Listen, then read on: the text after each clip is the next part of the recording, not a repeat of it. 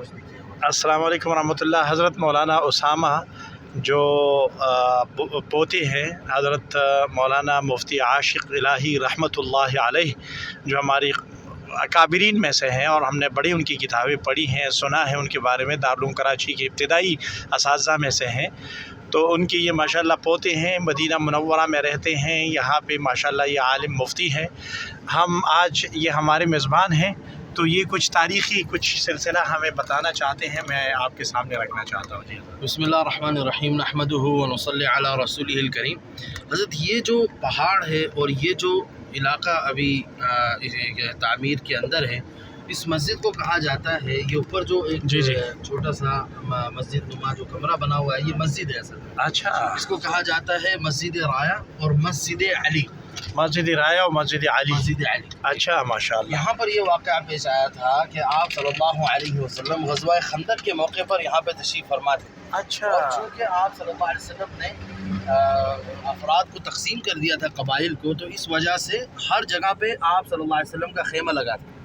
تو یہاں پر بھی اللہ کے نبی کا ایک خیمہ لگایا گیا تھا۔ اس وقت آپ صلی اللہ علیہ وسلم اپنے خیمے میں تشریف فرما تھے، تب حضرت علی رضی اللہ تعالیٰ عنہ حاضر خدمت ہوئے اور کہا کہ یا رسول اللہ، دیکھیں میں نے اپنے ہاتھوں سے اسلام کا سب سے پہلا جھنڈا بنایا اچھا، اور اللہ کے نبی صلی اللہ علیہ وسلم کو دکھایا۔ اللہ کے نبی نے پسند بھی فرمایا اور فرمایا علی اب تم اس جھنڈے کو اس پہاڑ پر گاڑو۔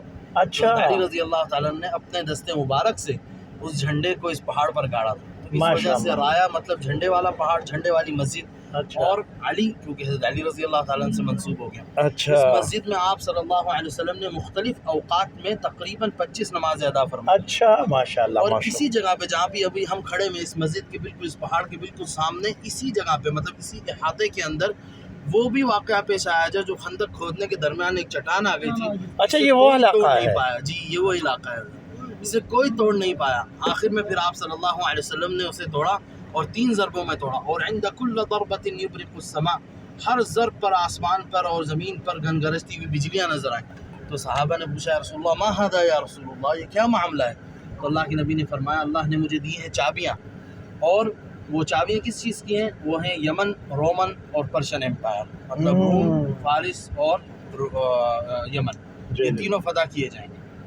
اور یہ تینوں فتح ہوئے، لیکن یمن آپ صلی اللہ علیہ وسلم کے سامنے ہی فتح ہو گیا تھا، اور روم اور فارس جو ہیں یہ فتح ہوئے تھے حضرت عمر بن خطاب رضی اللہ تعالیٰ کے دور۔ ماشاءاللہ، جزاک اللہ، آپ نے بہت، یہ ناظرین وہ خندق ہے، اور یہاں پہ وہ پتھر جو حضرت سلمان فارسی رضی اللہ عنہ کے حصے میں آیا تھا نہیں توڑا جا سکا، تو پھر آپ صلی اللہ علیہ وسلم کو بلایا گیا اور آپ صلی اللہ علیہ وسلم نے پتھر باندھے تھے۔